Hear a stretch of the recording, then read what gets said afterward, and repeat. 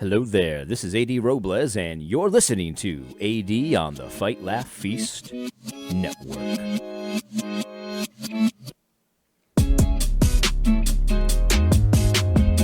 All right, well, before we begin, let me just say this. If you have not considered becoming a Fight, Laugh, Feast Network club member, please consider doing so using the show code ROBLES. That is ROBLES. Use the show code ROBLES. That is ROBLES. Support the content that you enjoy. I have a great time making this. I'd like to stay on the network, continuing to make this content, and we can only continue doing so, I should say, with your support. So use the show code ROBLES, become a Fight, Laugh, Feast Network club member. That is ROBLES. Now, I haven't done a video in a week. It has been a week. This is the first time that I've done no video in a week while I've been home in a long time. And I have to say, I kind of miss it. I kind of miss doing the content. But I've been kind of considering what to do going forward because I cannot continue to do this via big tech. I'm not willing to do it. I don't want to do it. So I'm not going to do it. And so this week, I decided to deactivate my Twitter account. I did it without warning. Well, maybe there was a little bit of warning. I kept posting my P.O. box and my email address. So maybe some people took the hint. But I did not, celebrate my departure or anything like that. I just deleted the account. And that's all there is to it. I'm still on Facebook for the time being, but I will be leaving Facebook as well, and it will likely be an unceremonious departure as well. That's just how I roll.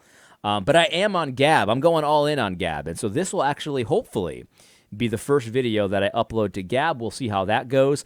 I'm going to stay on YouTube for a bit, for the foreseeable future, and I'm hoping to migrate off of YouTube completely at some point. But for now, I'm going to stay there and continue to get some of that ad revenue and all that kind of stuff. And listen, I understand a lot of people don't necessarily agree with abandoning traditional social media, and I don't think that everyone needs to do that. I'm not like boycotting. I don't think you need to boycott as well. I just don't like the idea of being bought and sold like a commodity by people who hate my guts. I just don't like it. I don't want to contribute it to it anymore. So I still think social media is effective. I still think it's good, but all of that is behind me at this point. I'm going to still use social media, but it's going to be alternative social media from here on out. That's just all there is to it. Now, the other thing that I wanted to talk about is a little bit of a change in focus for me, because I'm thinking about the content that I do, and I'm not going to abandon the kind of stuff that I do completely. But I'm writing this book on social justice, and the arguments in the book are arguments that I've made many, many times, and there's nothing wrong with that. Obviously there's always going to be new people that hear your content, and so you have to rehash things that you've talked about before. But I've come to the realization that, even though I did a video where I say, hey, I'm not going to assume a social justice warrior is a Christian anymore, I still, for the most part last year, was treating these woke church cultists as if they were Christians. I was laboring under the delusion that logical arguments, reasoned arguments, biblical arguments matter to the social justice advocates, and the reality is that they simply do not. Social justice advocates are not interested in what the Bible says. They're not interested in the truth. They are only interested in one thing, and that is putting forward whatever the approved propaganda is of the day. And so I have to stop beating my head against the ground as if something I do is going to have an impact on them. It just isn't. And so my focus of my content is I'm going to 100% of the time preach to the choir. I think that there's a time to tear down, and there's a time to build up. That's a biblical concept, by the way. And I've spent the last 3 years tearing down Big Eva to a point where there's nothing left from a Big Eva, argument perspective that's standing. I mean, they've been completely demolished in any reasonable and logical way. They have nothing. None of their arguments are good. They're wrong about almost everything. And so there's really nothing left to tear down. These people have started to reveal themselves. Any pastor, any leader who's using the anti-Christian propaganda term of Christian nationalism is an enemy. They've revealed themselves to be an enemy of the cross. They want Christians to be hunted down. They want them to be re-educated. They want them to be arrested, and they are joining the state against the church. I mean, this whole boogeyman of Christian nationalism, even when it's so obvious that there is no Christian nationalist threat, it's unreal how quickly they've adopted these propaganda terms. Russell Moore, all these guys that are doing this, they've revealed themselves to be enemies. And so if you can't see that Russell Moore is an enemy of the church at this point, nothing that I can say will ever convince you of it. He could literally do anything. He could literally be like Paul the Apostle, standing over the coats of those who stone Christians, and you would still defend him. There's nothing I can say to you that would ever convince you that Russell Moore is an enemy if you're not already convinced. So I'm not even going to try. It's not worth it to me to try. I'm not saying that you shouldn't try to convince people that you know that are still in the web of Big Eva, but I'm not going to try anymore.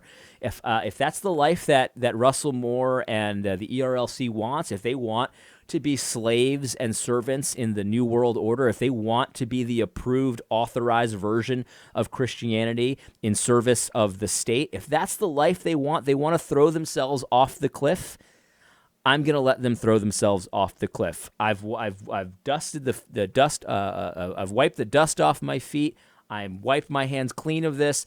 That if they want to do that, go headlong into idolatry, they can do it. That's all there is to it. Now, if you know people that are wrapped up in this web of Big Eva that you still think are good people, I'll be glad to have private phone calls with people about the lies of Russell Moore, the lies of the ERLC, the propaganda that is put forward by all these guys.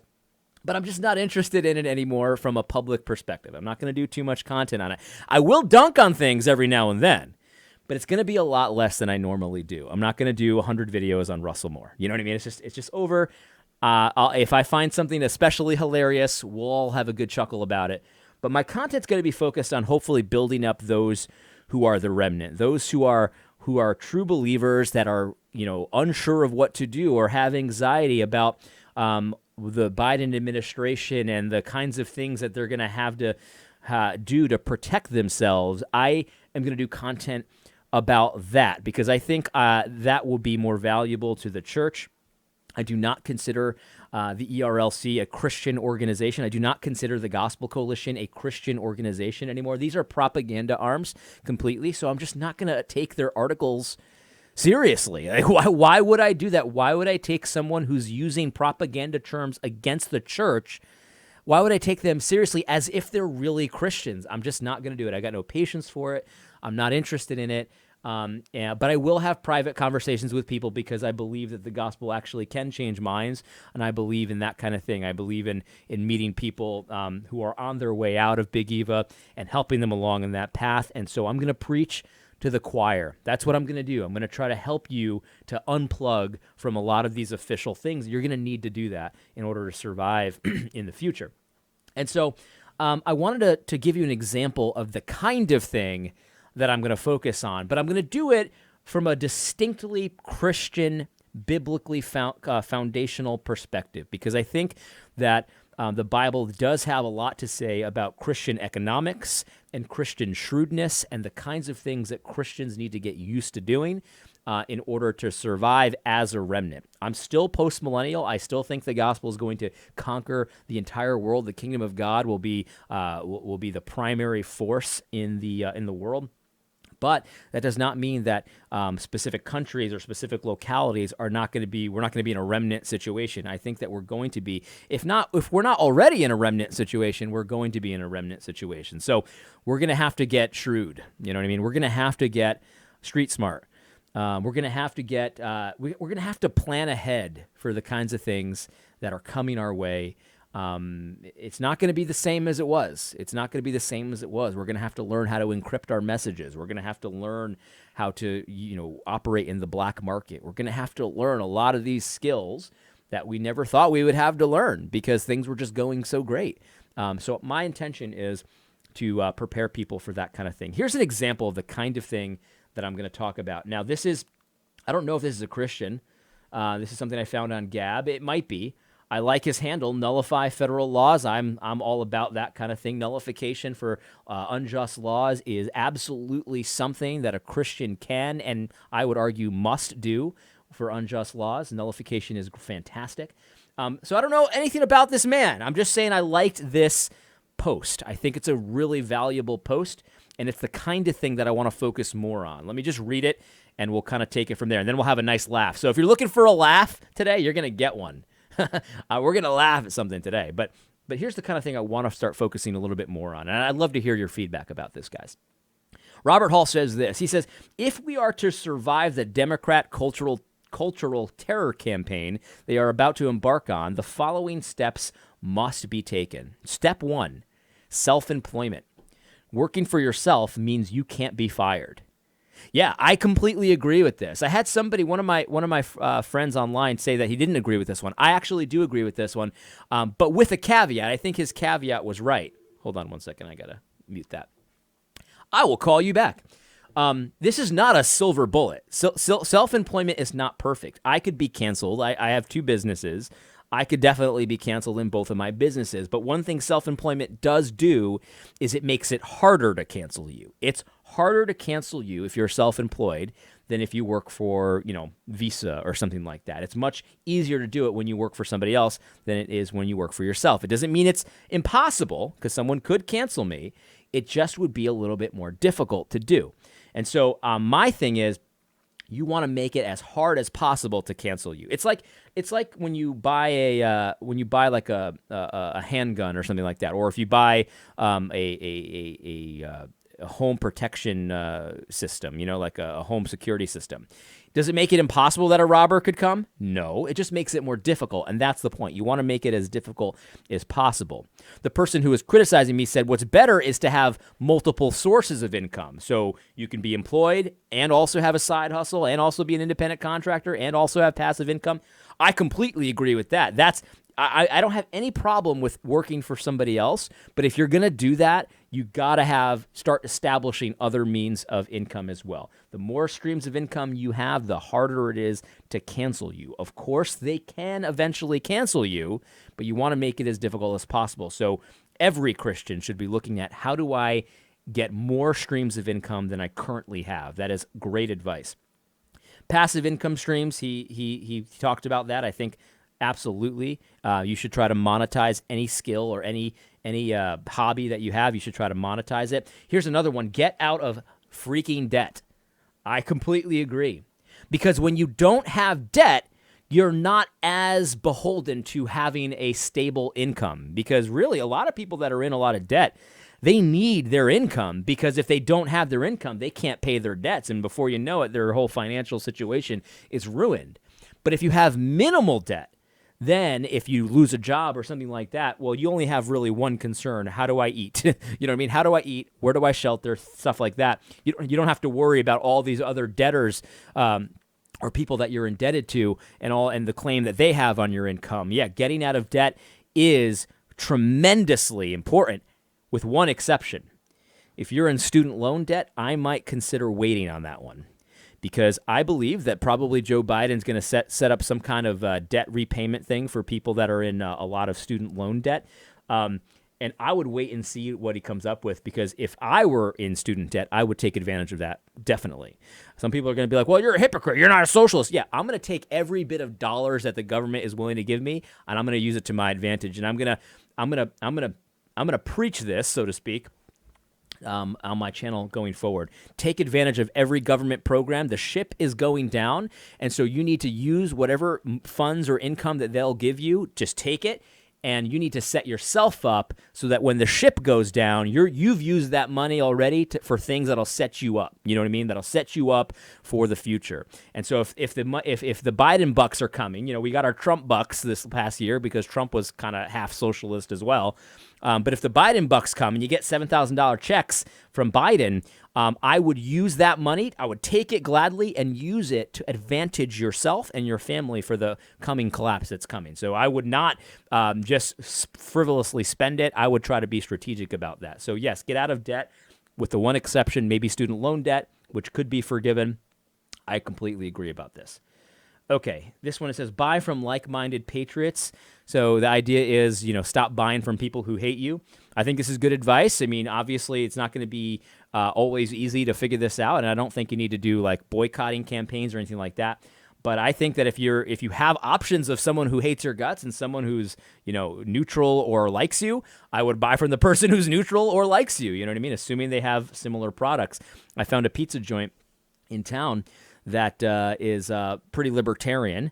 So they are against masks. In fact, they don't wear them, even though it's a law in our not a law. It's a mandate in our town. And they take Bitcoin. You know what I mean? Like, these people they love freedom, and I don't know if they're Christian or not. But if I have to go with a socialist pizza place or a freedom-loving pizza place, I'm going to go to the pizza-loving pizza. The pizza-loving pizza place. I'm going to go there. Anyway, so yeah, it's a great idea as well. Organize and start local. If you want to remove the deep-seated corruption in our country, we have to start at the root and work our way up. Yes, definitely. I'm not going to be involved in politics too much. I'm going to still talk about it because obviously some of it will affect my life. But I'm not going to get involved too much in politics. But I think that the idea to start local, if you were, or just to network locally, definitely makes a lot of sense, because the people that are going to get your back are much more likely found in your neighborhood than they are found in Washington, D.C. Much more likely to be found there. Not to say that people can't turn on you locally. Of course they can. But if you have friends that you've had at your dinner table, you go to their house for their picnics and stuff like that, they're much more likely to get your back than someone in D.C. So I completely agree with that as well. So all that to say is, this is the kind of thing that I want to focus on. And I'm not saying it's just going to be these topics, but stuff like this. We need to start focusing on the things that we have more control over, and the things that are closest to us, our families, our own financial situation, our neighborhood, our town. You have much more relative control over those things than you do in D.C. Now, again, this does not mean D.C. doesn't impact you. Like, I saw an article, this blew my mind, this article. Biden's proposal for another first-time homebuyer tax credit. Have you read this? This is insane. His proposal is this. He wants to give a $15,000 first-time homebuyer tax credit to anyone who buys a home for the first time or hasn't owned a home in the last 3 years. Okay, that's normal stuff, right? Like, that's not anything new. Obama did that. That's not groundbreaking. But here's what blew my mind about this proposal.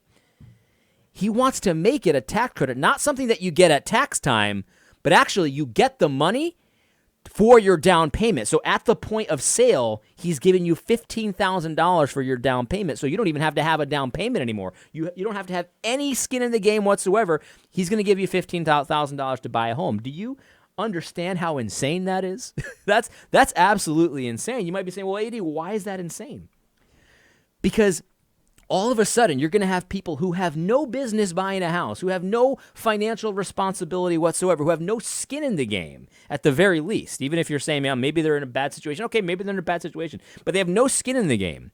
And so you're going to flood the market with more demand for homes. What is that going to do to home prices? They're going to go through the roof. So if you own a home right now, you're going to make out like a bandit because your value is going to go through the roof. The price of your home, you could probably sell it, or you just hold on to it, whatever. Your values are going to go through the roof because nobody needs to have any skin in the game in order to buy a house. In fact, it's going to cost you more to rent a place than it would to buy a home because of a $15,000 credit that you can use at the point of sale. That's crazy. That's crazy. What do you think is going to happen? So a lot of people who couldn't get a loan before because they're not qualified for a loan are going to get a loan. And then what's going to happen? There's going to be economic problems because there's always eventually economic problems. And they're going to be in a situation where they can't make their payment anymore because they had no business getting the loan. And all of a sudden, the market's going to be flooded with foreclosures and another mortgage crisis and more bank bailouts and all this kind of stuff. And so there's going to be a lot of pain in the future as well. So the housing values will go through the roof, just like they did in the first mortgage crisis. And then there's going to be a lot of pain all of a sudden, just like in the mortgage crisis. And so there's going to be another round of insanity, followed by another round of pain. And rich people are going to make out like bandits, of course, because they're in a situation where they're not living paycheck to paycheck. They don't have to worry about that. So they just reap the benefits of the high values. and then they'll make out like bandits, and that's going to be really interesting to watch. If you are in a position to buy a home, I would probably buy it soon before the values go through the roof, because once demand goes up, if this thing gets through, if this is a real thing where he's going to give you $15K for a down payment, your values are going to go through the roof. But anyway, what do I know? I'm just a idiot on YouTube. But anyway, that's the kind of thing I'm talking about, because that happens in D.C., but it'll impact what I do in my personal finances for my own home if I consider investing in a property or something like that. By the way, rents will go up as well.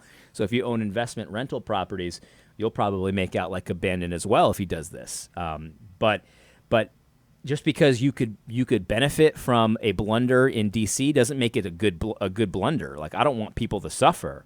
But knowing that he's going to do something that will likely cause people to suffer because of this $15,000 home buyer credit, knowing that that's going to happen, you can be against it, whatever. You can vote against it if you want. I'm not going to vote anymore. There's no point. You can take advantage of those situations. You can set yourself up to benefit from a blunder. You see what I'm saying? Like, we need to be shrewd like that. Like, I don't want people to suffer, but if they're going to suffer, if they're going to continue to vote for suffering, I'm going to set myself up as best as I possibly can to take advantage of these mistakes. There's nothing wrong with that. In fact, the Bible talks about the righteous, the wealth of the wicked being laid up for the righteous. And so these are the kinds of things I want to talk about going forward. Anyway, here's the thing. Let's get into some funny. Let's get into some funny stuff here, because I did promise you that we would talk about something funny. I saw some posts about the inauguration yesterday that I don't understand them, and I laughed this morning for about a half an hour straight with my brother about these posts. Maybe you guys can help me out here, because I don't get it. I have to admit, I don't get it. The first one I saw was from Dr. Eric Mason. This is I'm sorry, but you're going to get a window into my insanity here, because I don't get this. I just don't get this. So this is a pretty young woman here. And Dr. Eric Mason saw her, I don't know what she's doing, giving a speech or something. I don't even know who this is. So I have no context for who this is, none at all. Dr. Eric Mason posts on his Facebook, "Chocolate shining bright." This is a picture of this young woman. I just don't get this. But I didn't think anything of it, because I was like, okay, whatever. You see someone black, it's automatically good to him because he's very, very idolatrous. I get it. Okay. Then I saw Lecrae did the same thing. The same woman posted on his Facebook. He sees this woman. He thinks she's beautiful, and he says, "Glow, sis, glow." I don't get this. I'm sorry, I don't get this. What is this need to post about this? Like, can you imagine? Like, here's what I mean. Maybe you just think I'm crazy. Maybe you just think I'm being mean. But imagine if I posted on Facebook a picture of AOC and I was just like, caramel beauty shining bright. You know what I mean? Like, what would you think of me? Is that not creepy? Is this not creepy? Look at AOC here. Imagine if I posted about that. This is caramel beauty. Imagine if somebody posted.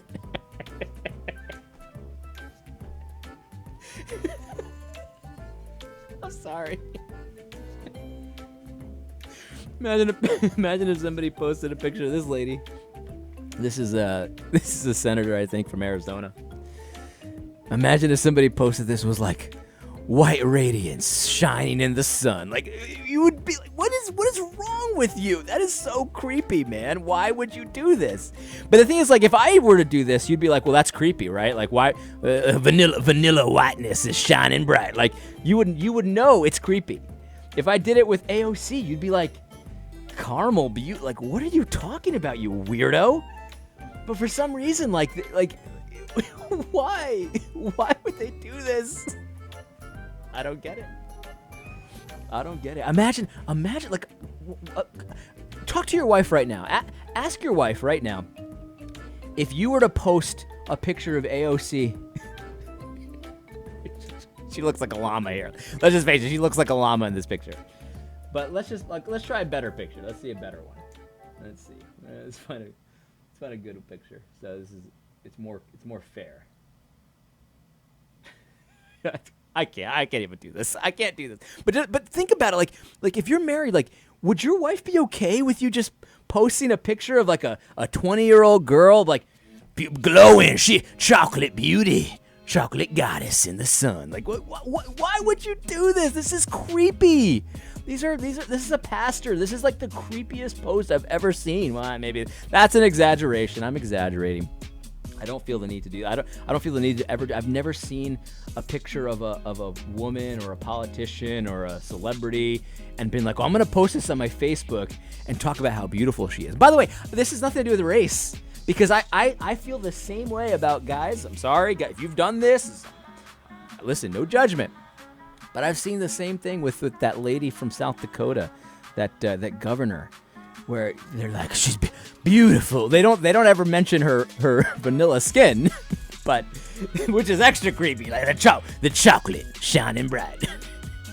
But talk about that lady. What's her name? I don't even know her name, but like the beauty and brains. It's just beautiful. Like, why? What is it, like? How do you feel like your wife feels? How do you think your wife feels about that? Where you're posting about how beautiful some other lady is. I just don't get it. I just don't get it.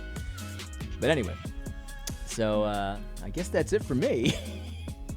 Maybe if you think I'm crazy, maybe I'm crazy. I don't know. I do not deny being somewhat crazy, but I find that to be very weird and creepy. It's the same energy as, like, you ever get like a white pastor who is talking about a black person? Like they'll talk about, maybe they were on a mission trip or something. They're like, yeah, it was great. I was in Uganda and there's this beautiful black pastor. And it's like, dude, why are you so creepy? Would you ever describe a white person in that way? It's a beautiful white guy, just a beautiful white evangelist, just beautiful. You never would. It's just so, you know what it sounds like, guys? Here's what it sounds like. It sounds like you're trying to convince yourself that they're beautiful. I don't get it. We all agree that black people can be beautiful. We get it. But like when you try to like overemphasize it in a situation where you would never do it with a white lady or this one,